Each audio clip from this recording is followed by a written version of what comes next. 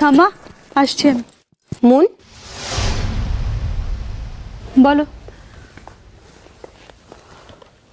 দুদিন ধরে দেখছি তুমি গোছগাছ করছো, এতবার জিজ্ঞাসা করলাম কিচ্ছু বলছো না। কোথায় যাচ্ছ তুমি? কেন মা, তুমি জানো না আমার বাইরে যাওয়ার কথা? কবে যাচ্ছ? গোছগাছটা করে রাখছি, আরো কয়েকদিন সময়ও লাগবে গোছাতে। নেক্সট উইকে হয়তো যাব।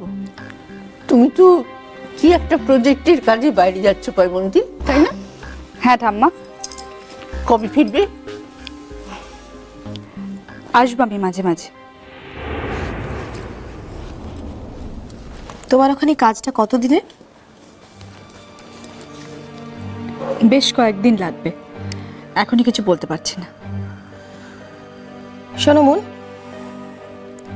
এবার যাওয়ার আগে তুমি একটা জিনিস স্পষ্ট করে দিয়ে যাও। মন, আমি জানতে চাই যে তোমার আর অর্চির সম্পর্কটা ঠিক কোন জায়গায় দাঁড়িয়ে আছে।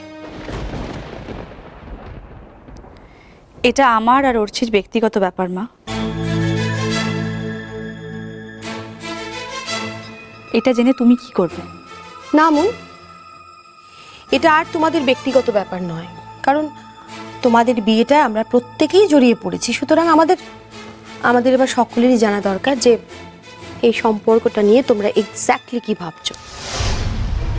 দেখো মন, আমরা তো সকলে সমাজে থাকি, সুতরাং আমাদের প্রত্যেককেই সমাজে মুখ দেখাতে হয়। আমার তো মনে হয় না মা আমি এমন কিছু করেছি এখনো অবধি যার জন্য তোমার কোথাও মুখ দেখাতে অসুবিধা হয়েছে, বরং বারবার উল্টোটাই হয়েছে। কি? বাদ দাও, তোমার সঙ্গে বেরোনোর সময় আমি কোনো তর্ক করতে চাই না। তোমার আসল কথাটা কি আমাকে একটু স্পষ্ট করে বলো, তাতে আমার বুঝতে সুবিধা হবে। তোমার আর অর্চির সম্পর্কটা সম্পর্কে তুমি কি ভাবছো? সেটা তো আগে অনেকবার তোমাকে বলেছি মা। ওটা নিয়ে নতুন করে ভাবার আর কিচ্ছু নেই। আমি এই সম্পর্কটা রাখতে চাই না।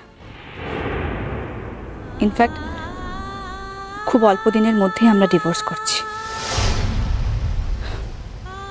যদিও অর্ঘ্য আঙ্কেলের কাছ থেকে তো তোমার সবটাই জানা। দিদি ভাই, শুধু এই ইনফরমেশনটা জানার জন্য নিশ্চয়ই তুমি আমাকে আটকাওনি মা। বলো আসল প্রশ্নটা কি? মন, একটা কোথাকার মেয়ে উড়ে এসে আমার জীবনটাকে তো এলোমেলো করে দিল। এখন তোমার জীবনটা? ভুল বলছো মা, আমার জীবনটা এলোমেলো করা অত সহজ নয়। আমার জীবন ঠিক আছে। দিদি ভাই, স্বামী স্ত্রীর সম্পর্কটা জন্ম জন্মান্তরের সম্পর্ক। সে সম্পর্ক এরম ভাবে ভাঙা যায় না দিদি ভাই। তোমরা আর একবার কি ভেবে দেখতে পারো না? ভাবনাটা আমার একারই ঠাম্মি, কারণ স্বামী স্ত্রীর সম্পর্ক বলতে তোমরা যেটাকে বোঝাও আমার আর অর্চির মধ্যে সেটা কখনো হয়নি। সেটা হয়নি কারণ অর্চি তোমাকে বিট্রে করেছে বলে। সেটা হয়নি কারণ বাহার মতো একটা মেয়েকে পেয়ে অর্চি তোমার মতো একটা মেয়েকে ভুলে গিয়েছে মন, তাই হয়নি।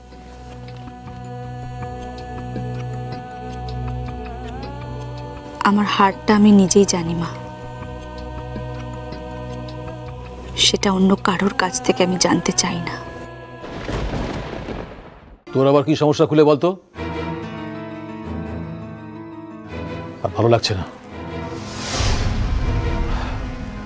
মনের মতো আমারও মনে হয়েছে যে আমাদের বিয়েটা ওয়ার্কআউট করছে না।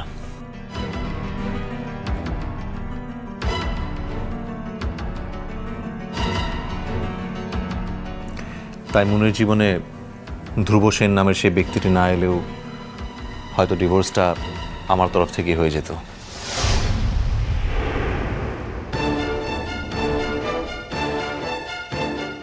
একতরফা, সেটাও মন জানে।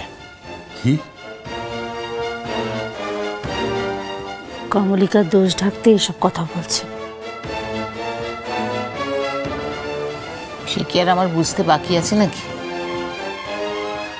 না জেঠিমণি, আমি মুনের দোষ ঢাকার জন্য কিছু বলছি না। মুনের মতো একটা সমস্যা বলবো না, একটা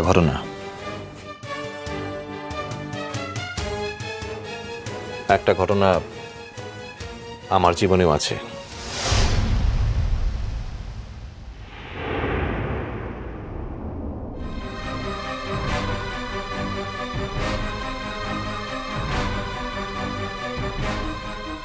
কি ঘটনা?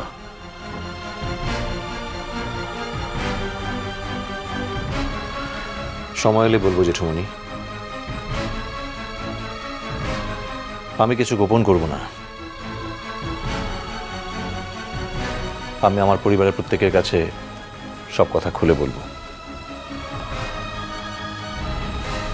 শুধু যখন সময় হবে তখন। আর আমি এক্সপেক্ট করব আমাদের বাড়িতে কেউ আমার আর মুনের প্রসঙ্গ নিয়ে কখনো আলোচনা করবে না। এই অধ্যায়টা আমাদের জীবন থেকে বাদ হয়ে গেছে। এত ভালো মেয়েটা কেন যে এরম একটা কাণ্ড করে বসলো কে জানে বাবা। শুধু মূল লিখকে বড় মা, মূল না থাকলে কিছুই হতো রে। ইলিকেই তো এক সময়তে মোর মনেটা লয় যে যাই কিনে এদিকে জীবন থেকে মিলা দূরে চলেটা চাই। কিন্তু মোর যে হাত পাটাও বান্ধাটো আনছে রে বড় মা, লিচের কাজটাতে বান্ধাটো পুড়ে যাচ্ছি। দুদিকে ছিলার কাজটাতে তো মোর পরাণটা রয়েছে রে।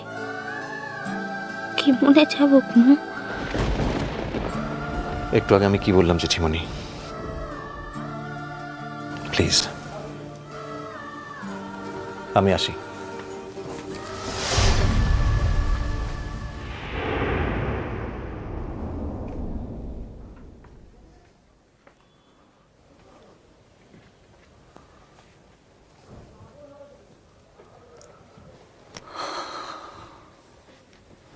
পড়ু।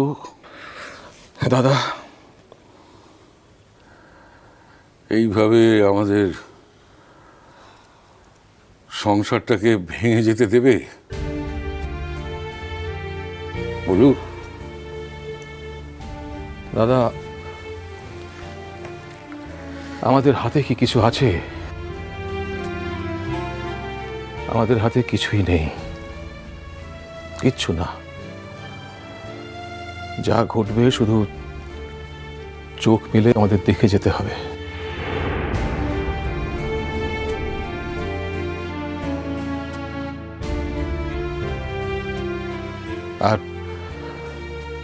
আর ভেতরে ভেতরে কাটা ছেঁড়া সহ্য করতে হবে। ওদের আর কি, ওরা তো বলেই খালাস, তাই না?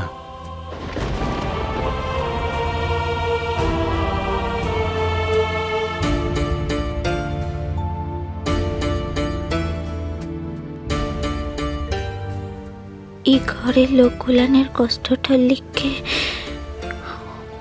মুই দায়িত্ব আনছি। শুধুই মু দায়িত্ব আনছি। কি করি মু এখন? কি করব? কি করব মু এখন? কি করব?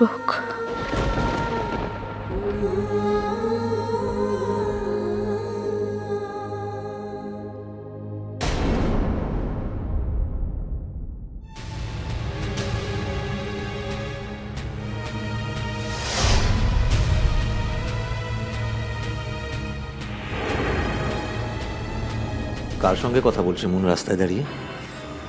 বাই এনি চান্স এই লোকটাই? মিষ্টি কুটু মিষ্টি কুটু মিষ্টি কুটু